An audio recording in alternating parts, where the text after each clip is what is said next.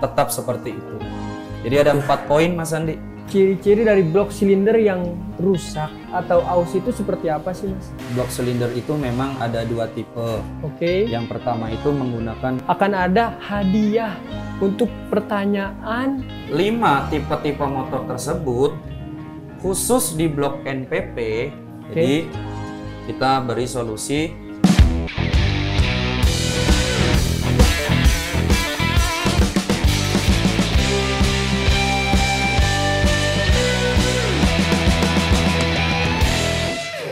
Halo Sobat NPP, kembali lagi dengan saya Andi Mewibowo di akun channel Edu NPP dengan podcast NPP Talk. Podcast kali ini kita akan berbicara tentang blok silinder NPP. Di sini saya tidak sendiri. Di sini saya akan ditemani oleh narasumber yang memiliki pengalaman yang begitu banyak di bidang spare part sepeda motor. Siapa lagi kalau bukan Mas Heri Purwanto. Halo Mas Heri Purwanto. Halo Mas Andi. Apa kabarnya nih Mas Heri? Sehat Mas Andi, sehat. Sehat ya Mas Heri ya. Podcast kali ini kita akan berbicara tentang blok silinder NPP nih Mas Heri. Iya. Sudah siap Mas untuk berbagi pengetahuan dan informasi kepada Sobat NPP semua yang menonton channel ini Mas? Siap dong. Untuk Sobat NPP semua, jangan lupa untuk selalu share, like, dan juga komen, serta subscribe akun channel Edu NPP ini agar Sobat NPP semua tidak ketinggalan informasi dan pengetahuan di akun channel ini. Oke Mas, kita masuk ke poin pertama pertanyaan di podcast kali ini Mas. Sebenarnya apa sih fungsi dari blok silinder itu sendiri Mas? Ya, kalau fungsi dari blok silinder itu tentunya sebagai media kerja dari sebuah ring Mas Andi. Oke. Jadi pada saat ring dipasangkan ke dalam got piston, tentunya ring itu pada saat dipasangkan juga ke blok silinder, dia akan menjadi rata. Kalau sudah rata kan kerja dari antara piston dan ring itu tentunya akan baik di dalam blok silinder. Oh gitu, oke. Nah kalau boleh tahu nih Mas, ciri dari blok silinder yang baik dan bagus itu seperti apa sih Mas? Oke, kalau ciri blok silinder yang baik, tentunya yang pertama itu harus bisa melepas panas lebih cepat Mas Andi. Oke. Karena biar bagaimanapun dengan jika engine sudah bekerja, tentunya akan ada panas yang dihasilkan. Oke. Kalau panas yang dihasilkan tentunya bisa dilepas dengan cepat juga ya, efek ke mesin itu akan bagus. Oke. Nah yang kedua adalah kuat terhadap kompresi atau tekanan. Kuat terhadap kompresi atau tekanan. Jadi biar bagaimanapun kalau motor sudah hidup itu pasti akan ada tenaga dan power. Oke, betul. Tentunya akan ada tekanan juga. Kalau blok silindernya bagus ya sudah pasti hasilnya pun juga akan bagus. Yang ketiga tahan terhadap aus. Karena ring juga akan bergesekan dengan liner. Gitu. Itu kita bisa bayangkan ya, kerja dalam 1 menit aja berapa puluh kali ring itu akan naik turun di dalam blok silinder. Dan yang ketiga tentunya tidak mudah berubah bentuk. Tidak mudah berubah bentuk. Ya, jadi pada saat suhu panasnya sudah maksimal, ya kondisi blok itu tetap seperti itu. Jadi ada 4 poin Mas Andi. Oke, ada 4 poin ya Mas ya. Oke Mas, kita next ke pertanyaan yang berikutnya nih Mas. Ini pertanyaan seputar bengkel sih Mas. Kadang kan Andi suka berkunjung ke bengkel ya Mas ya. Ada mekanik yang sedang memperbaiki blok silinder nih Mas. Kalau boleh tahu nih Mas, ciri-ciri dari blok silinder yang rusak atau aus itu seperti apa sih Mas?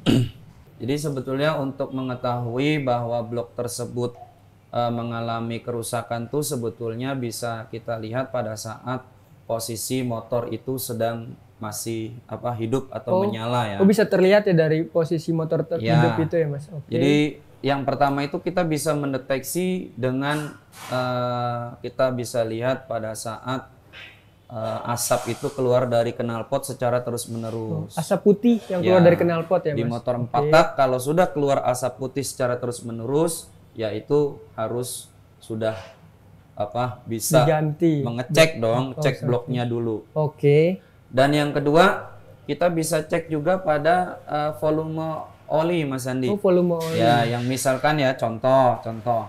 Misalkan volume oli yang kita biasa pakai itu 800 ml. Ternyata pada saat penggantian di bulan berikutnya, kok sisa volume olinya hanya tinggal seperempatnya. Nah, itu sudah menjadi tanda-tanda perlunya kita mengecek bagian blok silinder. Oh, olinya cepat habis lah, kurang lebih seperti itu. Oke. Terus yang berikutnya adalah kita juga bisa cek dengan suara mesin yang berisik. Oke. Ya, jadi pada saat kita berkendara, kita bisa cek suara mesin itu kalau terlihat kasar, itu bisa kita cek juga pada bagian blok silindernya juga. Karena itu salah satu ciri-cirinya juga. Dan yang terakhir, sudah pasti kendaraan itu larinya nggak akan bisa kencang. Karena kompresinya rendah. Ya, jadi kompresinya itu nggak maksimal yang mengakibatkan motor itu kecepatannya berkurang. Oke. Nah, untuk sobat NPP semua yang mungkin sekarang sepeda motornya sedang mengalami 4 poin yang dijelaskan oleh Mas Heri ini, mungkin itu salah satu dari blok silindernya yang rusak ya Mas ya, dan harus diperbaiki. Oke, lanjut nih Mas, kita lanjut ke pertanyaan yang berikutnya nih Mas. Yang kita tahu ya Mas ya, blok silinder itu kan ada yang terbuat dari besi cor, benar gak Mas? Dan juga aluminium ya Mas ya. Nah, Andi pengen tahu nih, apa sih kelebihan dari dua bahan tersebut dan perbedaannya Mas? Mungkin bisa dijelasin Mas? Oke. Memang seperti kita ketahui Mas Andi, kalau pada umumnya tuh biasanya blok silinder itu memang ada 2 tipe. Yang pertama itu menggunakan besi cor, yang kedua itu aluminium. Nah, kalau yang besi cor tentunya ada beberapa kelebihannya juga. Yang pertama itu adalah penghantar panasnya baik. Ya, jadi kalau kita mungkin boleh flashback ya, zaman kita sekolah dulu kan ada pelajaran di fisika itu diistilahkan dengan adalah isolator dan konduktor. Apa itu isolator? Nah, kalau konduktor itu kan salah satu sifat bahan material yang memang penghantar panasnya itu baik, salah satunya adalah besi. Nah, kelebihan pada blok berbahan besi cor itu juga tahan terhadap tekanan, Mas Andi. Tahan terhadap tekanan. Iya, itu besi cor ya. Betul, tahan terhadap tekanan. Dan yang ketiga itu nggak gampang memuai. Tidak mudah memuai. Ya. Nah, kalau yang untuk aluminium yang memang digunakan di motor-motor sekarang, itu juga kelebihannya sebetulnya nggak beda jauh dengan yang besi. Yang pertama ya penghantar panasnya juga baik. Terus kalau yang aluminium pada saat blok itu kotor atau kena noda pembakaran, biasanya kan kalau kita servis, kita buka blok silindernya lalu kita bersihkan, itu noda-nodanya ada bercak-bercak ya Mas ya. Iya, noda-noda pembakaran itu mudah dibersihkannya. Itu kalau aluminium. Dan yang ketiga itu adalah yang membedakan adalah bobot beban dari blok tersebut ringan. Ya Mas. Kalau aluminium ringan dong Mas Andi. Betul. Gitu. Jadi masing-masing punya kelebihannya. Tapi untuk perbedaannya tidak masalah Mas ya, berarti Mas ya, yang mau besi cor ataupun aluminium itu sendiri ya Mas ya. Oke nih Mas, ini pertanyaan yang bisa dibilang pertanyaan selanjutnya ini membuat sobat NPP semua yang sudah menggunakan blok NPP bisa makin percaya diri nih Mas, bisa tambah yakin nih Mas menggunakan produk NPP nih Mas. Dia kan berbicara tentang kelebihan-kelebihan ya Mas ya. Kalau boleh tahu nih Mas, apa sih kelebihan atau keunggulan yang ditawarkan oleh blok NPP itu sendiri daripada merek yang lain Mas? Jadi untuk blok silinder NPP yang ingin saya infokan adalah saya bawa ini contoh dari blok NPP yang sudah kita potong jadi 2 Mas Andi. Nah, setelah dipotong kita bisa lihat ada gerigi-gerigi pada bagian tepi dari silinder ini. Nah, liner ini jelas banget ya, terlihat ya. Liner ini kalau kita cabut, kita keluarkan, jadi seperti ini Mas Andi penampakannya. Nah, di sini kita bisa lihat ada struktur yang seperti seperti ring kasar. Nah, ini adalah kelebihan yang digunakan dari blok silinder NPP. Nah, ring ini dipasang langsung dari pabrik Mas Andi. Yang memang tujuannya pada saat ring ini sudah dipasangkan ke casing blok atau ke rumahnya, fungsinya adalah agar liner ini tidak mudah berubah bentuk di suhu panas yang tinggi. Karena kita tahu Mas Andi, di lapangan tuh kadang-kadang ada teman-teman mekanik kalau melakukan pergantian overboss pada bagian liner, itu biasanya masih terjadi masalah. Apa itu masalahnya? Masalahnya itu pada saat motor dikendarai itu biasanya akan macet atau ngejim. Ya, setelah dibongkar ternyata memang ditelusuri permasalahannya ada cara pemasangan liner ini yang masih miring. Nah, jadi itu kelebihan yang pertama Mas Andi.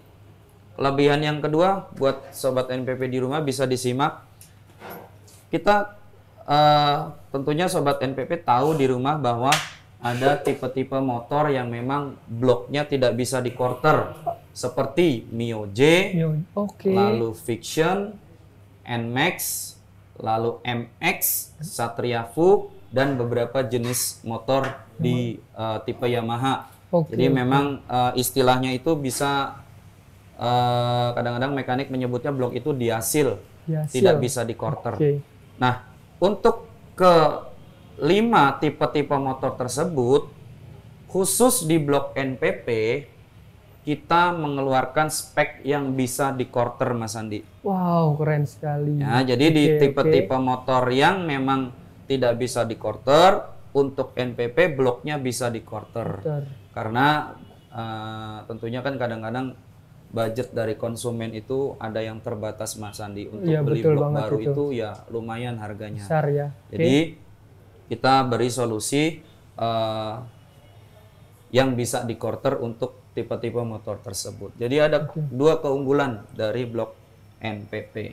Wow, mantap sekali ya Mas ya, dahsyat ya. Bisa dibilang bagian linernya sudah ditanam langsung dari pabrik langsungnya, dan sudah dijamin presisi dan lurus ya Mas ya. Wah, keren banget sih ini. Untuk sobat NPP lagi, sekali lagi tidak usah ragu lagi untuk menggunakan produk NPP khususnya di blok silinder ini. Oke Mas, menarik sekali nih pembahasan podcast kali ini ya Mas ya.